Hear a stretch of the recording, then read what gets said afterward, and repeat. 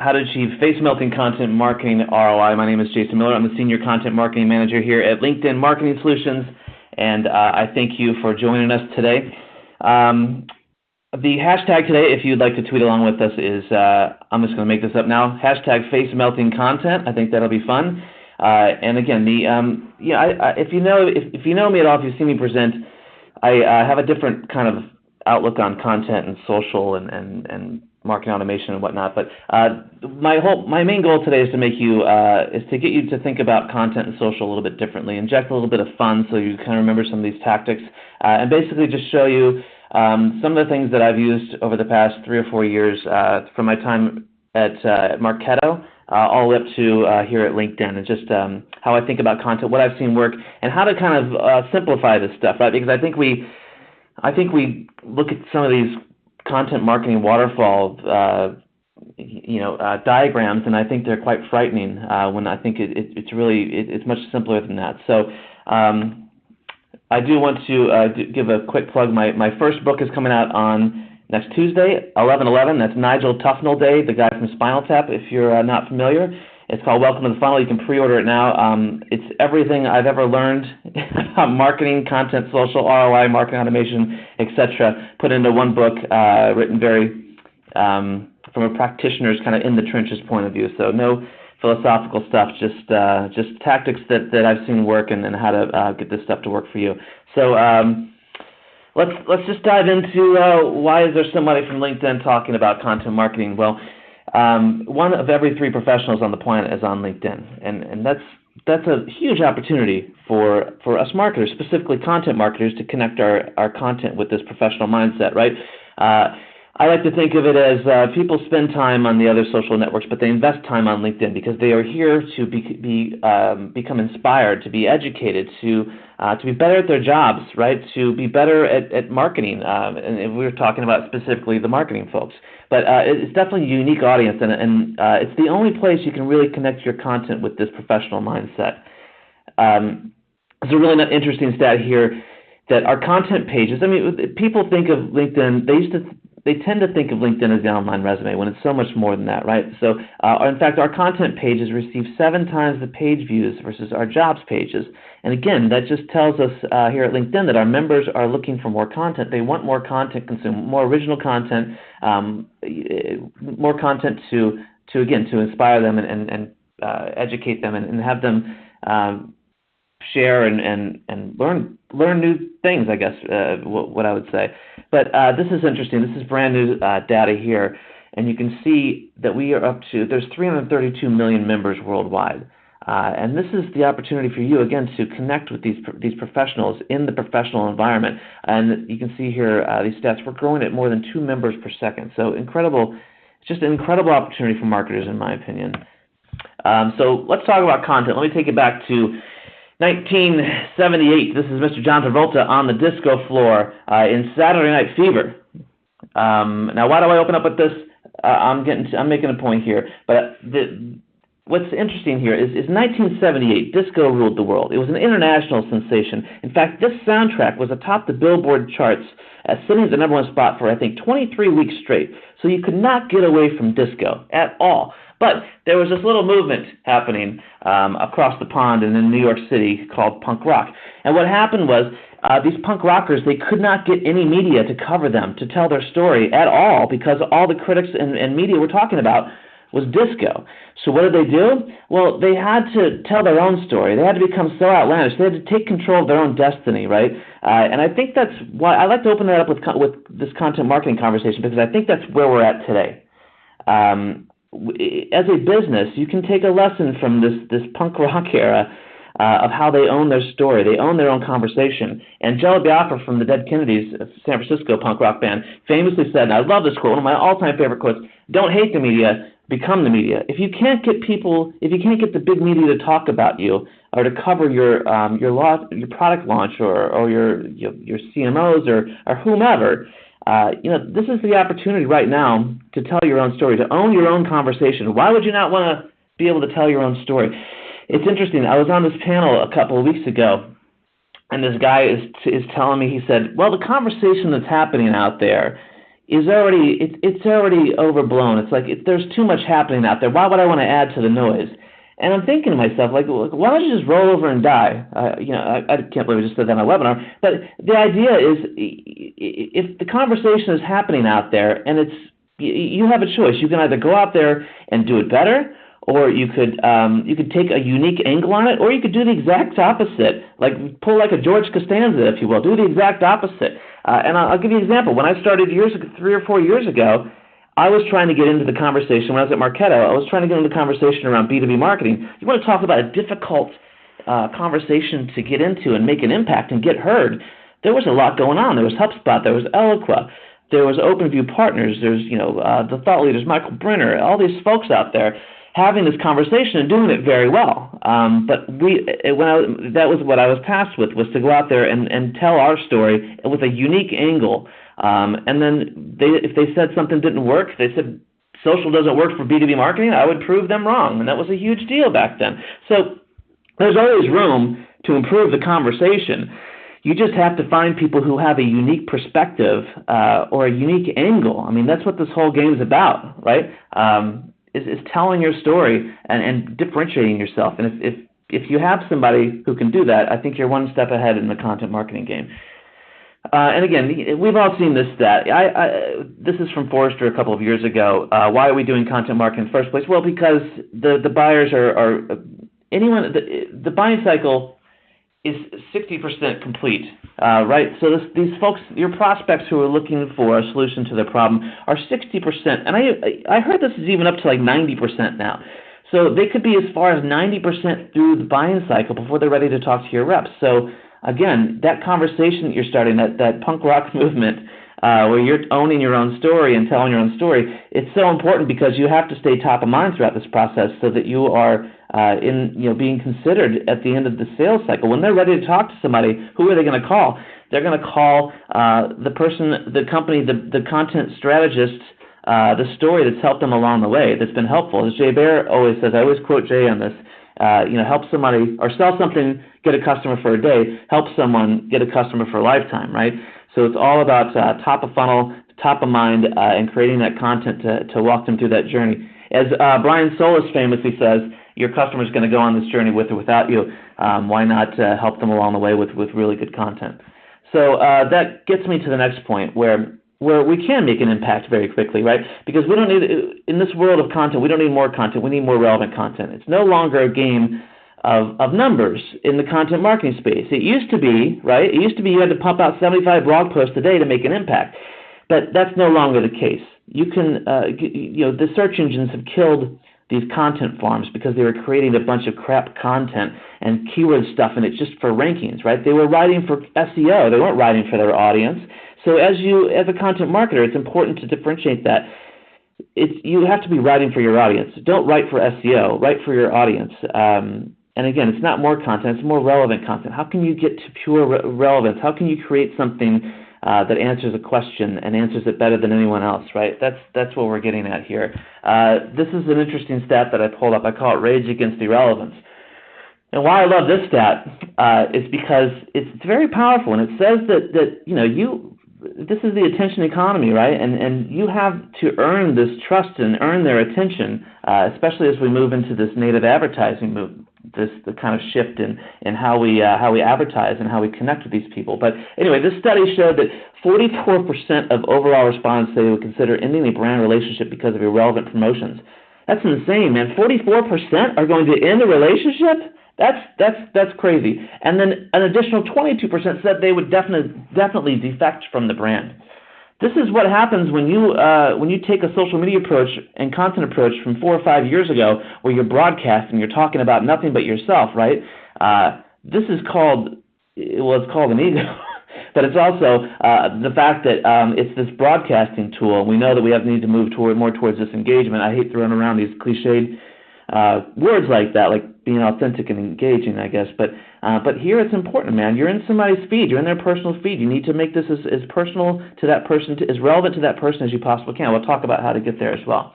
And again, this is I borrowed this from Ann Handley, who is the author of the Bible of Content Marketers. Everyone writes, content rules, and then she just put out a new book called Everybody Writes, which is brilliant stuff. If all marketers, not to get off track here, but when I'm looking for a good content marketer, when you're hiring a content marketer or looking for somebody to do this stuff, the most important thing, quality or skill they can have is the ability to write well and be interesting. The rest of the stuff can all be learned, right? But you got to have a solid foundation of writing. If your writing sucks, your content's going to suck. That's the bottom line. And then people say, oh, but there's video too. Video is difficult, man. Let's focus on the writing here because I'm a reader. Anyway, so Ann Hanley says, empathize with your prospects and customers. As a content marketer, you have one job, right? One job to do: empathize with your prospects and customers.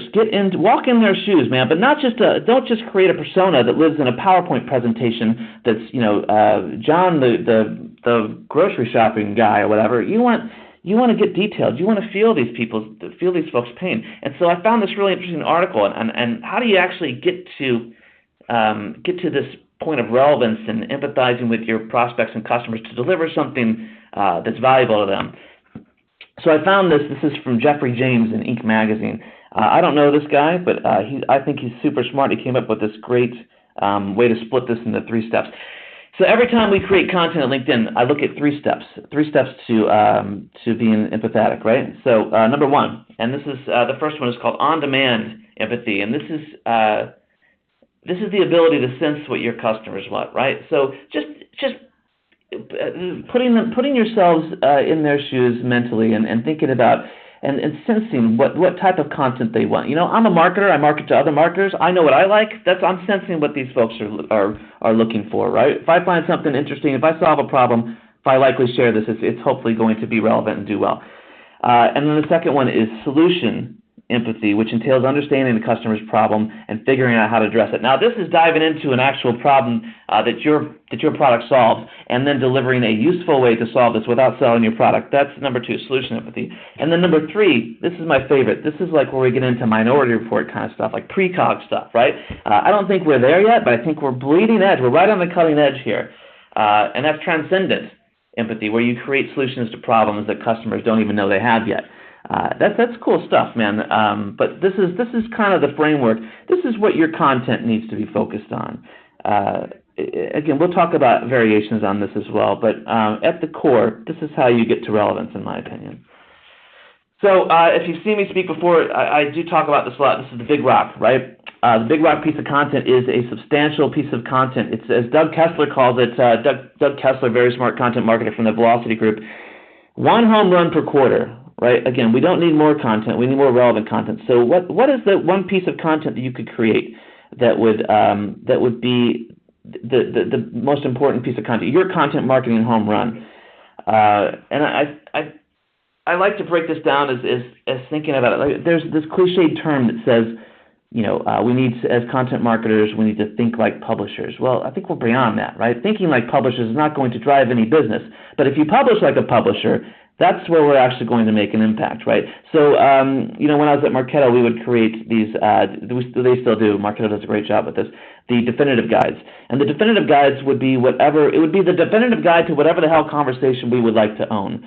So I brought that mentality over here to LinkedIn, and we had great success with it. When I first walked in the door, the biggest question we had with our customers and prospects, very simple, right? Sometimes it's a little more difficult to find these questions, but this one was very simple. The question was, how do I market successfully on LinkedIn?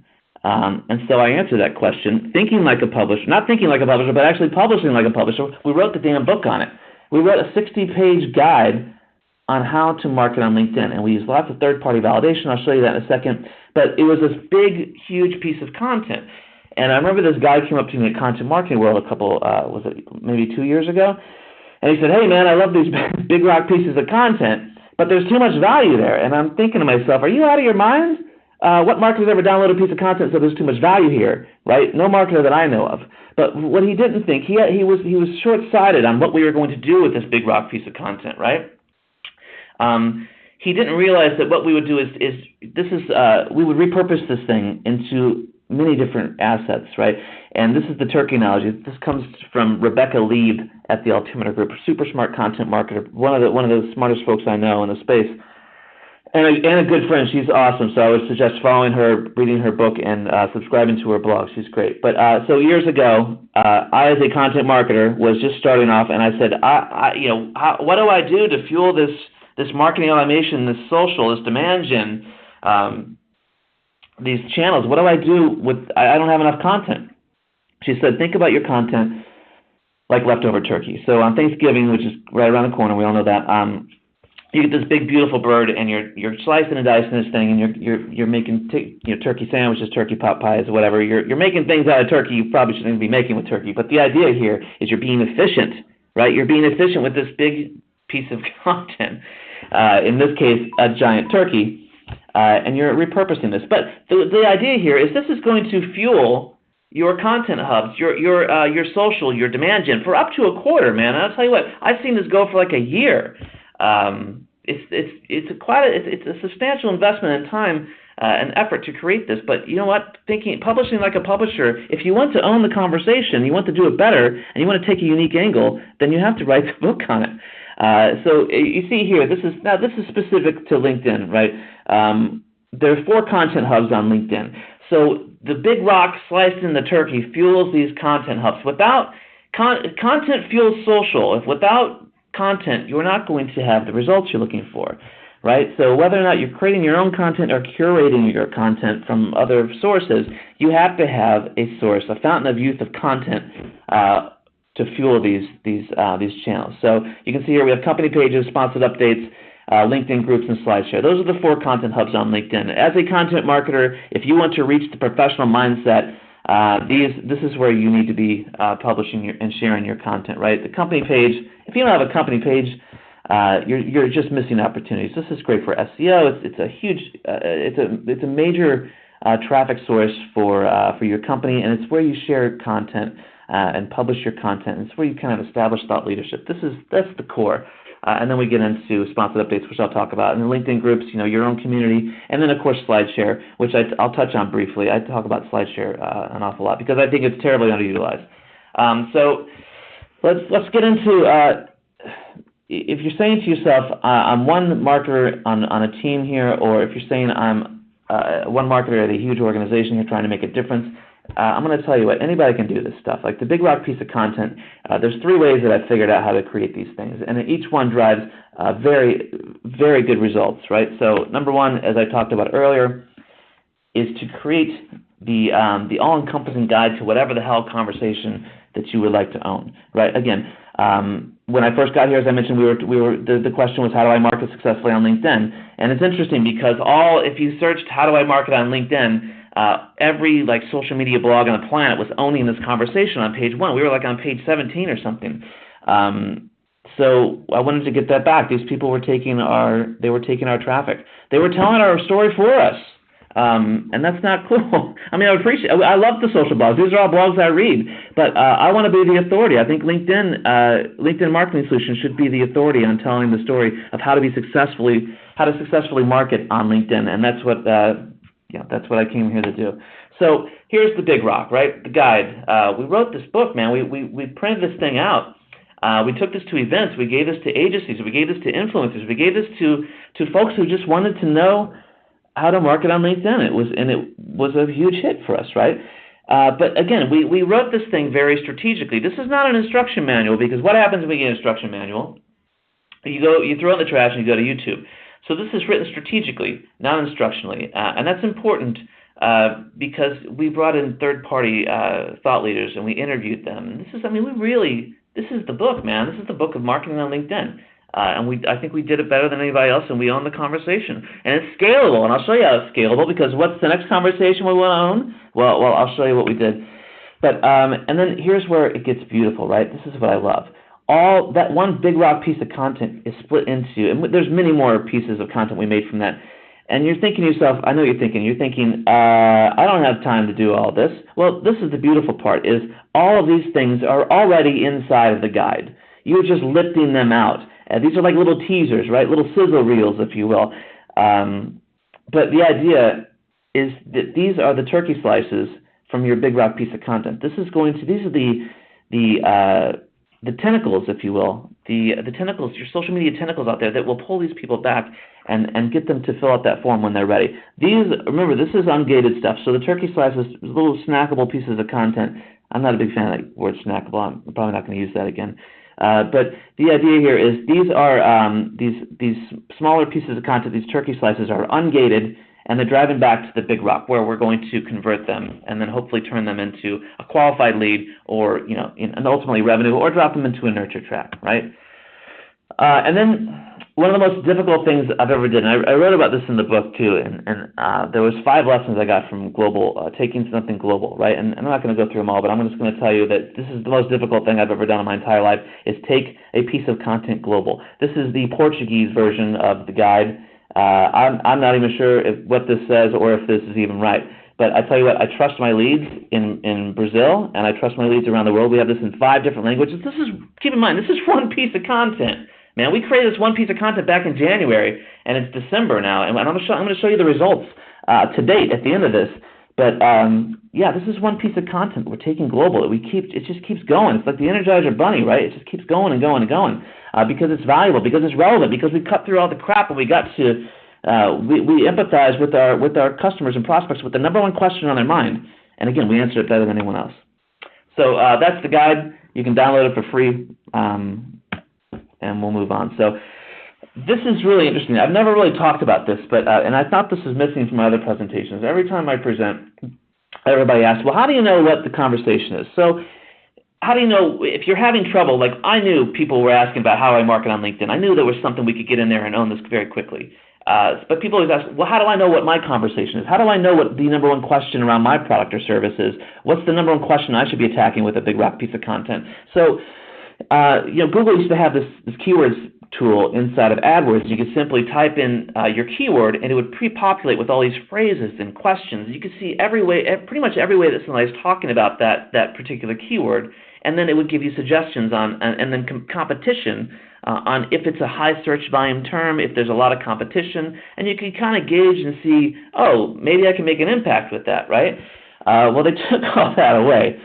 So now, you can get tools like, Moz.com, Bright Edge, search metrics, etc. But I wanted to get down to the core. Because I'm not a guy who likes a bunch of tools. I like something that's easy to do. So this is what I suggest. This is called Uber Suggest, and basically, this is I love this. There's a couple tools I'm going to show you, but this is super easy, basic keyword research. All you do is you type in your keyword or your phrase, and you hit Suggest, and then here comes every single possible way that people are talking about that. And this is important, right? Exact keyword match has gone away with the latest Google algorithm updates, right? But this is great for brainstorming content, and I'm actually getting ahead of myself. It's great for titles and finding those conversations and seeing the outliers that you may have missed. How are people talking about it? Are they talking about marketing on LinkedIn, or are they phrasing it as B2B marketing on LinkedIn? It's an important differentiator, right? Because this is what you need to be creating content. This is pure relevance.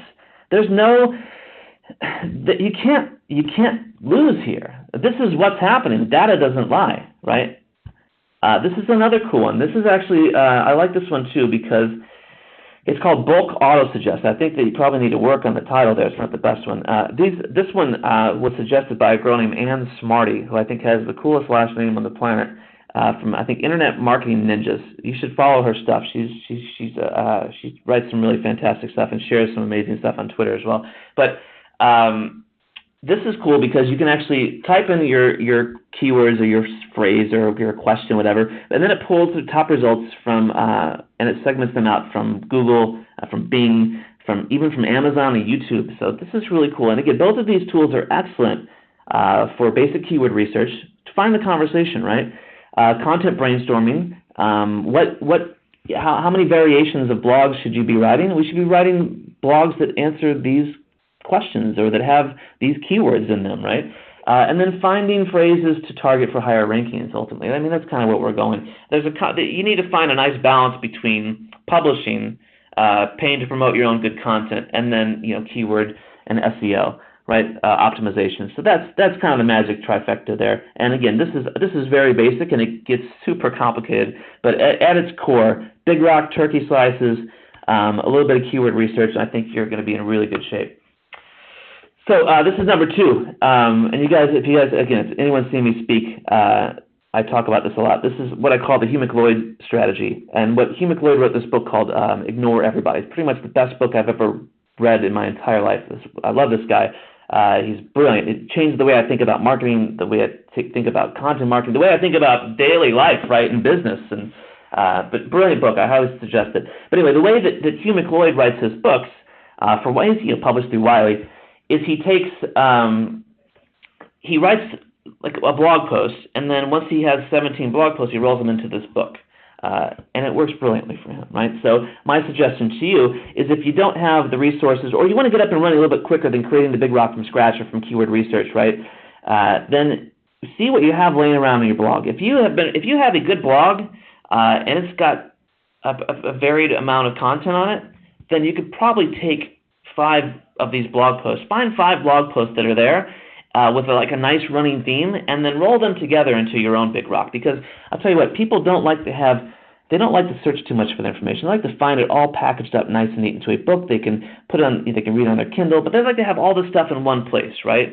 And then you can split it up and use the turkey slices I mentioned. But again, packaging this thing up into one big rock piece of content based on the content you have laying around that you're repurposing into this, right? Easy to do. We use a system called, and I just want to say this, the blog is not the sexiest piece of social media, but it's the original, right? This is super important to keep in mind. The blog is different than your resource section, because a resource section is an indexed library of your content, right? But the blog is a running narrative of your story. This is where you announce content and you talk and you do your storytelling, but it's a running narrative. It's got dates on it. It's got comments. It's living. It's breathing. This is the blog is a social media rug that ties the room together, as the dude would say. So this is what I brought over. This is something I used at Marketo, brought over to LinkedIn, and we've had really good success with it. I think it's a fun way to look at varying up your content. So as you're creating content for your blog moving forward, you want to vary this up, much like you would get sick of eating the same lunch every single day. Your audience probably gets sick of seeing the same content come out every day in and day out, right? So this is from Rick Burns at HubSpot, came up with this back in 2009. And I love the way he thinks about content, and he talks about creating a steady diet of quality content for your blog. Each day of the week, you split up your content, right? So on Monday, and this is in no particular order, you don't have to stick to this either, but think about this on a monthly basis. We use this here at LinkedIn, and we love it. But so Monday, you got raise and brand content. You want to ease these folks into the week, right? So ease your audience into your content for the week on the blog. And raise and brand is it's stuff that's easy to dish out, right? So it's 5 tips for this. It's how to do this. Your audience is coming in from a weekend. You don't know if they're a little bit hungover. I don't know what the hell they're doing. Anyway, you want to ease them into the week, right? Then you get into Tuesday, which we call Spinach content, which is it's a little bit more difficult to chew, even though it's good for you, right? That's the analogy. But think of this: you're taking on a little bit more of a thought leadership on a Tuesday. Maybe an influencer post with maybe a guest post. Maybe you're just taking on a topic that's interesting to you that really gets people thinking about their marketing strategy in this case. And then Wednesday we have what we call the roast, man. The roast, I like the roast because this is a substantial blog post, right?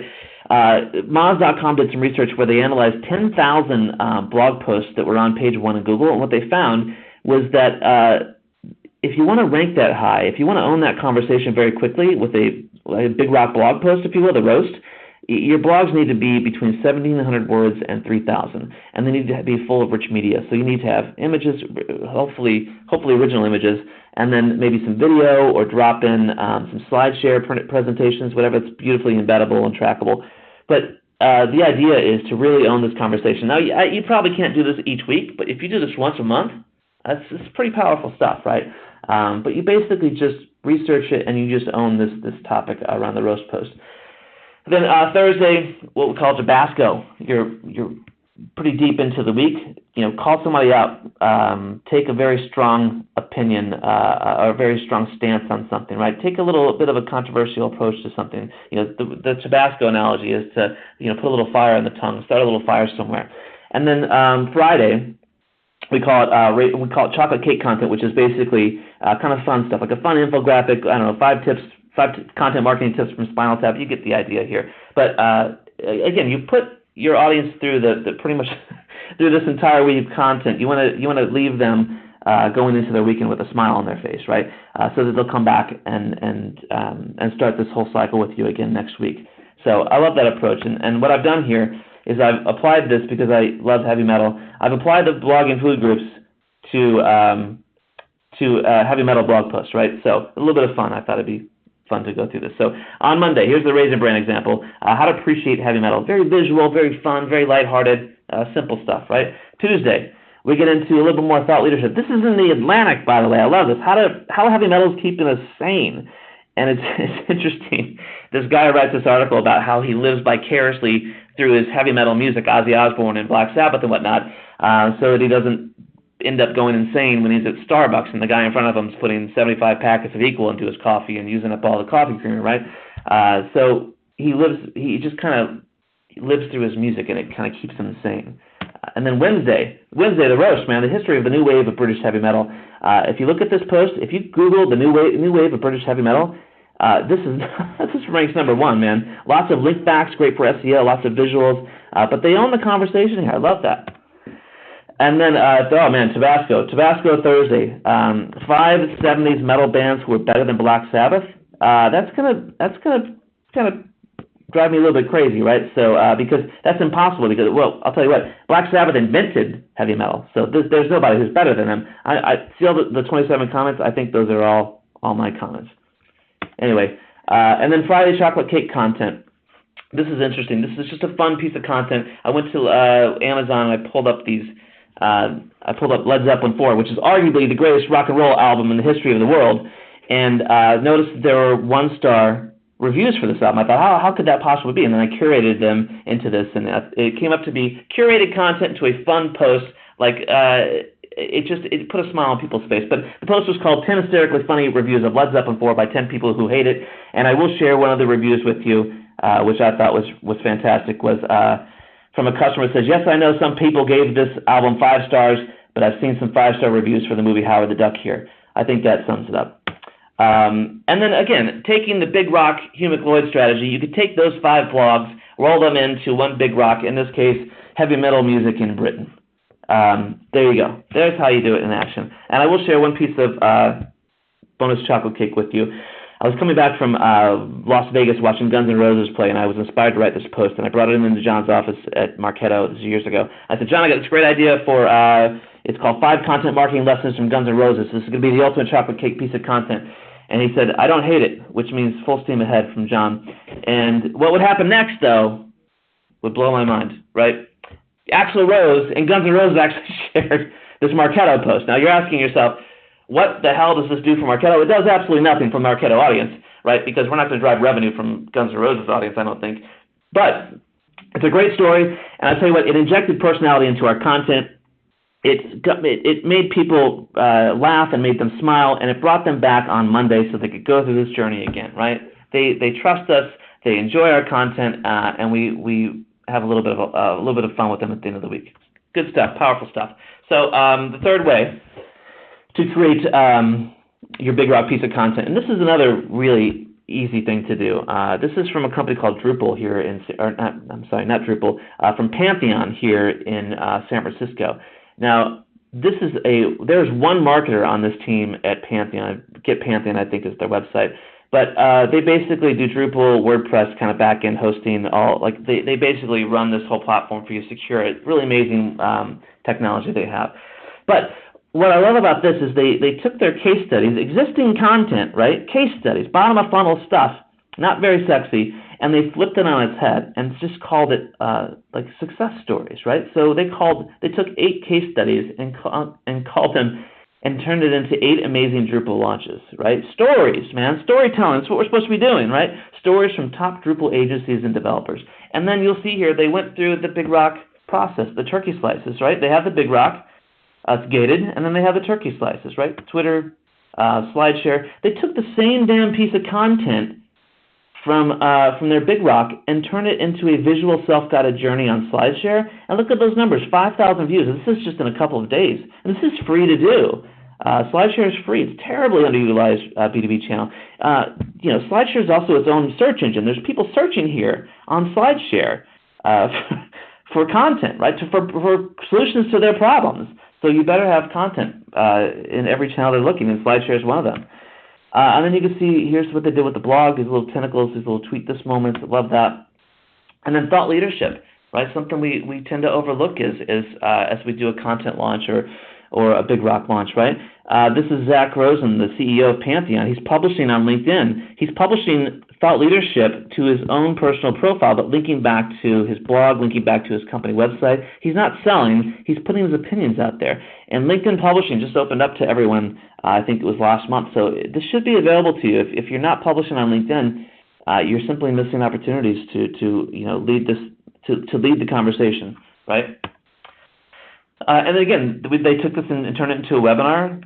The Sophisticated Marketers Guide, we did 3 webinars on that around the globe, and we basically just swapped out some case studies to localize them. But it's the same content, and we had thousands of registrants, man. Great stuff. And then, inbound plus outbound. There's folks out there who would tell you that inbound is all you need, right? And I'm here to tell you that inbound marketing alone is like hanging out with the same group of high school kids your entire life. You don't want to do that, right? I hated high school. I like to move past that. But if you only use inbound marketing, you're only reaching the folks who are immediately following you, right? That audience that is following you. If you want to break beyond that and get to the coveted friends of friends, the second-degree connections, and find lookalike audiences to target with your content, you got to put some paid behind it, and that's where sponsored updates come in. And I'll show you a few examples of that too.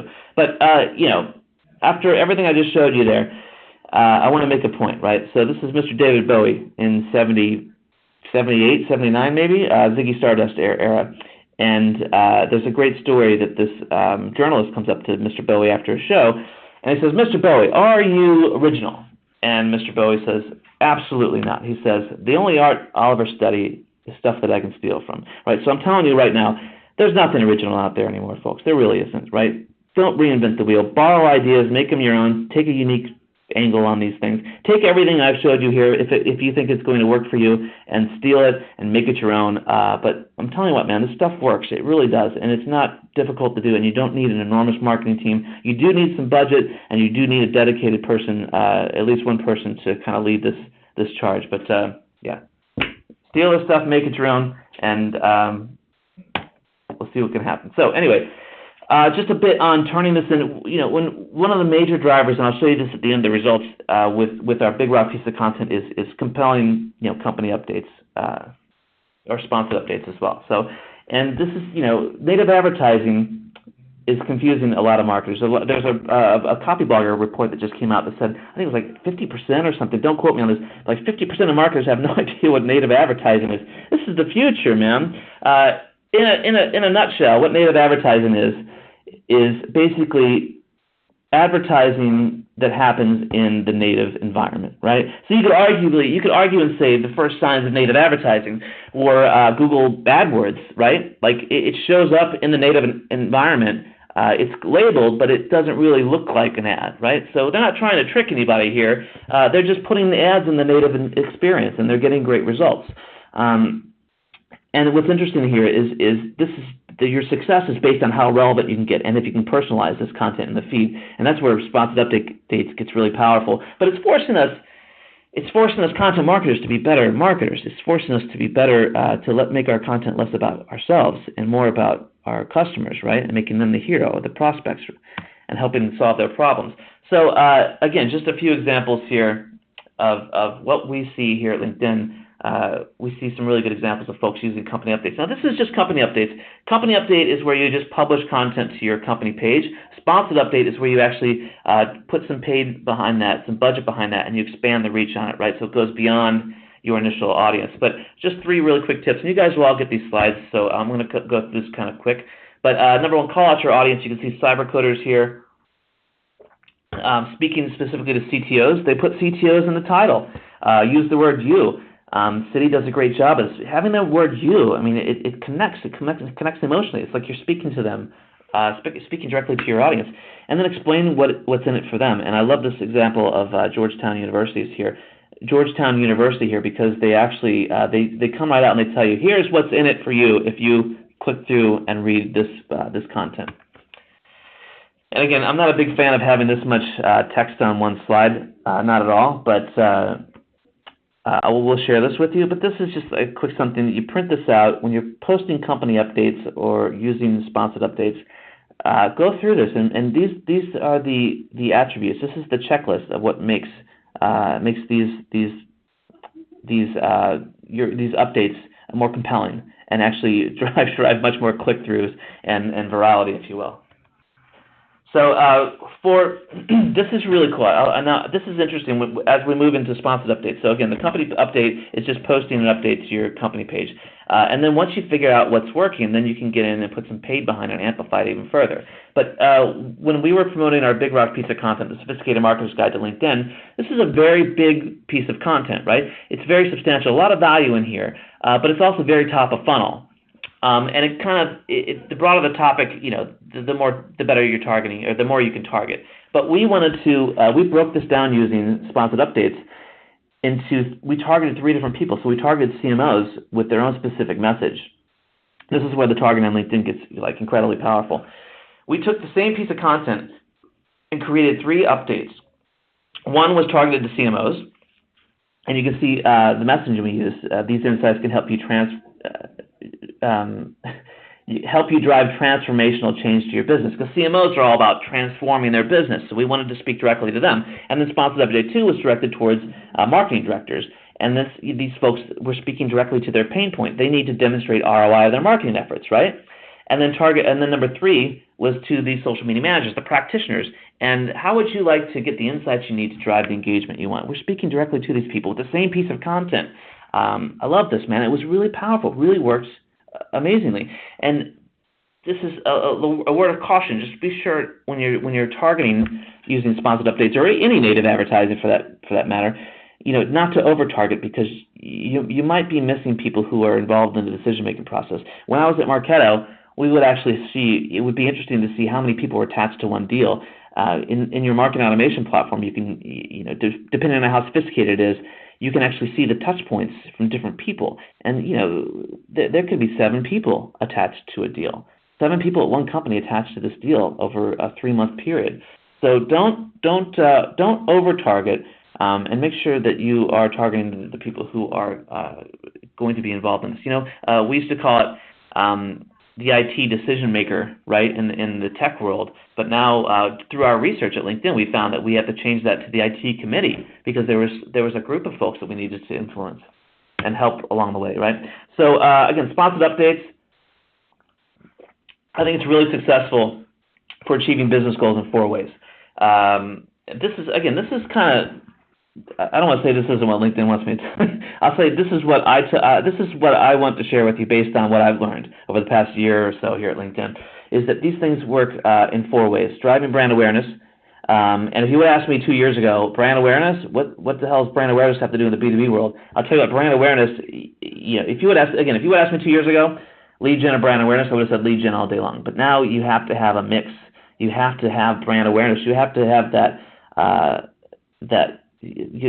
just stay top of mind with these folks with sharing really good, relevant content, brand awareness, and not driving them to a landing page. So with that being said, brand awareness, generating quality leads, driving event registration, don't forget about that. Super powerful. I'll show you a cool example of that. And then expanding thought leadership. Paying to promote thought leadership. Think about that. Think about, becoming your own media, as I mentioned earlier. Taking your thought leadership posts, your unique angles, and targeting them towards publications for interviews. Think about that. That's cool stuff, man. You're like your own media/PR team. Really powerful. Anyway, a couple of quick examples. HubSpot, man, kings of content. These guys are killing it. They just a quick example. LinkedIn drove 400% more qualified leads than any other paid lead generation platform during that campaign period.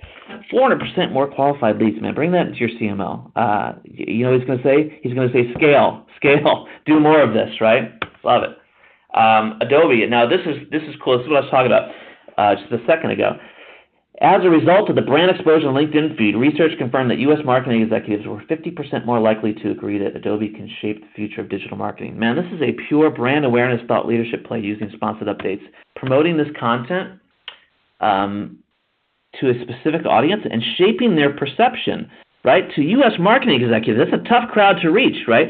But what's even cooler is you think about it, they're 50% more likely to agree that Adobe can shape the future of digital marketing. When they're ready to step into the marketing cloud or upgrade, who are they going to think of?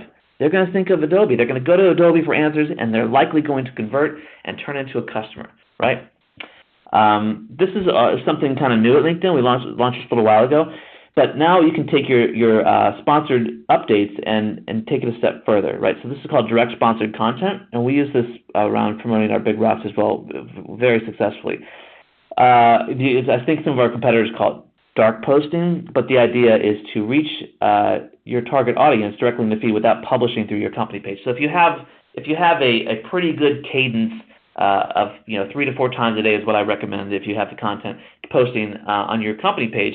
Well, if you don't want to flood that company page with updates, now you can publish it into the feed and target it specifically to an audience without it showing up on your company page or your showcase page. So 3 things you can do: personalize, you can do some A/B testing, and then you can basically control the content that goes through your page. And I love this. These are 3 quick examples of personalizing your message, right? You can see here, Citi using direct sponsored content actually called out entrepreneurs and targeted entrepreneurs. Very powerful when you see that in your feed. If you're an entrepreneur and you know Citi.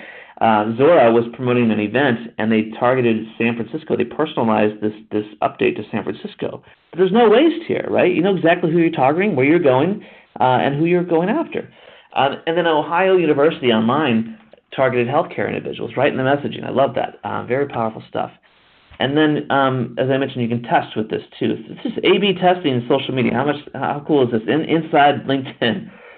And you can see here, Xerox had the same update with just a different headline. And by testing that, they discovered that they got that this one update on the bottom received a 66% higher click-through rate. Man, that's just by tweaking the headline a little bit.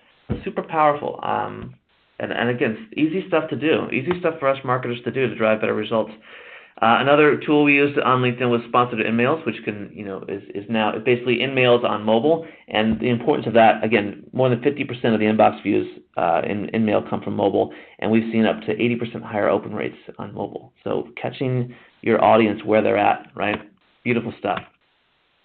So I just got a couple more things I want to talk about, but how do you know when you have a hit on your hands? How do you know when you're big rock, when you've done something great? I call this the bat out of hell strategy, right? So it's basically all guns a-blazing. You're coming out with everything. You got to make an impact. You got one shot to really make an impact right out of the gates, right? Bat out of hell, one of the biggest selling records in the history of the world. It's always on. It's always on strategy of Meatloaf touring, releasing singles to radio, and even today, I mean, you look at AC/DC's Back in Black. Chances are Amazon's going to retarget you with this thing. You'll probably buy this thing 3 or 4 times in your lifetime. Anyway, so this is what we used to come out of the gates swinging, right? And not only did we, when we created the Big Rock, the Sophisticated Marketer's Guide to LinkedIn, not only did we answer this, the number one question our prospects and customers had, but we wanted to create a case study. We wanted to prove that LinkedIn Marketing Solutions actually works. So we used LinkedIn Marketing Solutions plus Twitter and email, right? You can't do a campaign without email. So this is what it looked like. Very basic. You got the turkey slices at the top, ungated, right? Going back to the Big Rock, and then you have your basic lead capture, MQL into nurture, SDR into revenue, right? This is interesting. So this is the results out of the gate. This is 2 weeks out. These are the real results. These are on the left here. You see MQLs. Where are the MQLs coming from? And then second, you see the global reach of this thing. This thing went global the first 2 weeks. I mean, and these things would shift around. But what's really interesting here is the MQLs. You would see 34% was coming in from email, of course. Makes sense, right? Email is a big blast that came out first. But this is only 2 weeks. So if you look at this a month later, what's interesting is the blog here at 32% would start to take over and become number one. And that's because of this. We launched the guide. We did the email. The guide's live on a landing page. It's on a blog. But then the turkey slices on the Rolling Thunder approach, pulling out the infographics, pulling out the thought leadership interviews, this Rolling Thunder approach, putting out one of these pieces every week or so, and then tying it back to the Big Rock piece of content, the blog would soon become our number one MQL driver. That's crazy. Marketing qualified leads coming in from the blog as the number one source. And then you pull this like as of last week, and this has been going for a year. If you look at it now, we're close to a year, not a year yet, I guess about 8 or 9 months. If you look at it now, sponsored updates, native advertising is our number one marketing qualified lead driver. And why is that? Well, because we've ran all the turkey slices, but we continue to recycle these into sponsored updates, into native ads, into company update page, or company updates, right? So it's an incredibly powerful story, and if you keep it going, this thing could go a minimum of a quarter, but easily up to a year and further, based on how evergreen the content and how broad the topic is. So this is something I found when I was writing the book, is that the diffusion of innovations, this is from a 1962 textbook, and I love this, taking this old stuff and applying it to today. I shouldn't say old stuff, innovative stuff. But you can see here, and I think this applies, this is originally developed to study how new ideas and technologies spread through societies, and it was like these, the concept of early adopters, we all know that. But your content, you can think of your content the same way, right? So you have your innovators who are jumping on board, your early adopters, but then you have these folks at the end here, man. That's the late majority of the laggards. That's a substantial number of folks there that you might not catch if you stop promoting your content halfway through the cycle. There's always, keep this in mind, man, there's always somebody waiting, a new audience waiting to discover the content you have. So if it's evergreen, if it's relevant, if you can refresh this stuff and keep it live and top of mind, it's going to continue to do well for quite some time. And you'll know when it's time to pull like a Tony Soprano and go bury it in the desert somewhere, right? But until you see it not developing, not pulling in MQLs, then it's still going strong. So this is called Face Melting Content Marketing ROI. There are 3 people on this planet who can melt faces. One of them is Mr. Yngwie Malmsteen here. Number 2 is Mr. Eddie Van Halen. And number 3 is Mr. Jimi Hendrix. But there is only one documented case of an actual face melting in the history of the world, and that's at the end of Raiders of the Lost Ark. It's so difficult to be on a webinar because you can't hear if your jokes are funny at all, right? Anyway, so that one big rock piece of content, the Sophisticated Marketer's Guide to LinkedIn, we had an 18,000% ROI. It drove $4.6 million in business. One piece of content based on the bad eye health strategy, the always-on approach, the turkey slices, right? Getting to the core of relevance, answering our number one question, not thinking like a publisher, but publishing like a publisher, all the stuff coming together. I'm telling you what, this is not unique. At Marketo, we had very similar results. Other folks who use this tactic, and I describe this in detail in the book from start to finish. Everything I know about this, and this works, man. It works now. It will continue to work, and it's scalable. And any size, any company can do this stuff. The Big Rock, turkey slices, always on. I love it. So I'm getting ready to wrap up here because I know we're almost out of time. But I want to end this with 3 simple metrics, right? Now, we have the content marketing score here at LinkedIn, which is available to customers who are advertising on LinkedIn, which basically gives you a score and tells you how to improve it based on your content and your competition, which is interesting. But if you want if you want to measure this stuff very quickly and very simply, there's 3 metrics you look for, and there's a million different blogs out there with a million different ways to do this. I have found 3 that work, right? So number 1, increase referral traffic. And how do you, and better yet, increase non-branded keyword referral traffic. What that means is people are coming to your site without typing your brand name into the search box. So how do they get into your site? How are they being referred to your site? Well, they're coming from your own good content. There's nowhere else they could be coming from. Social engagement. Again, social engagement. Not really. The search engines have not admitted yet that this plays a role in search rankings, right?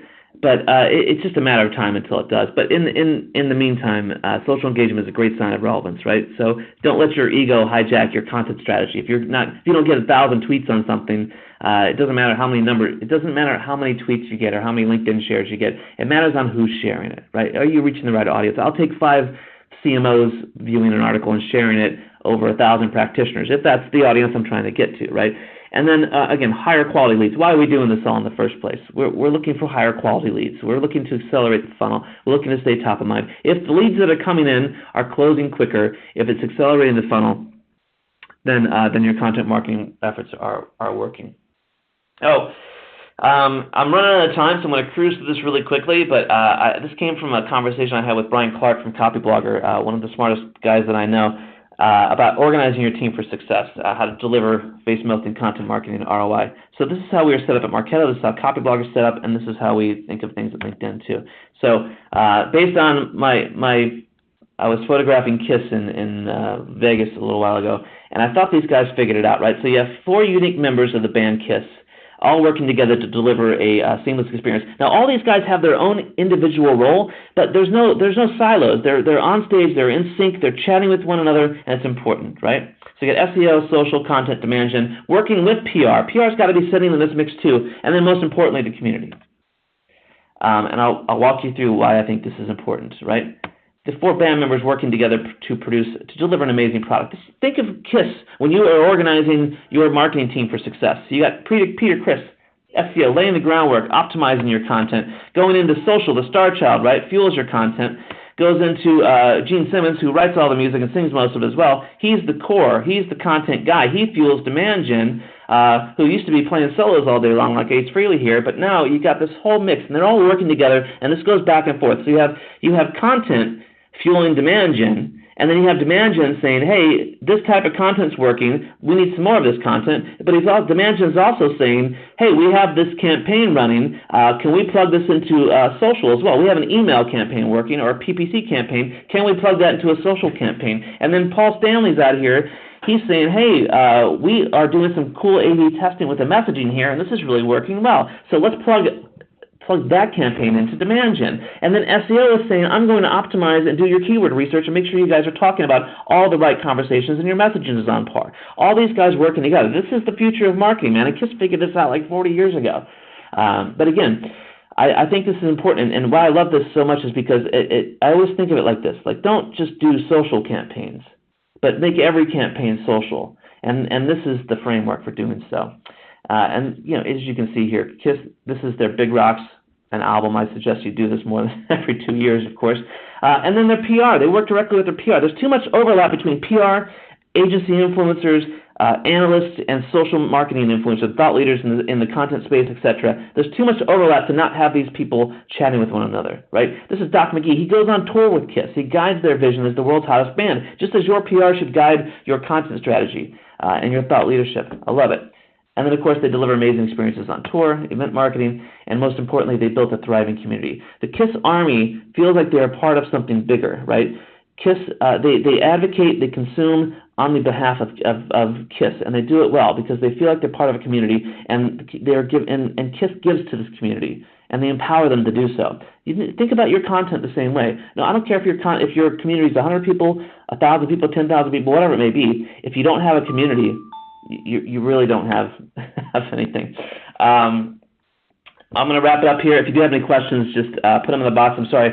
I will write a blog post following up on all your questions, or you can tweet me. I'm at Jason Miller CA. This is, again, I mentioned earlier, the next Big Rock, how to scale this stuff.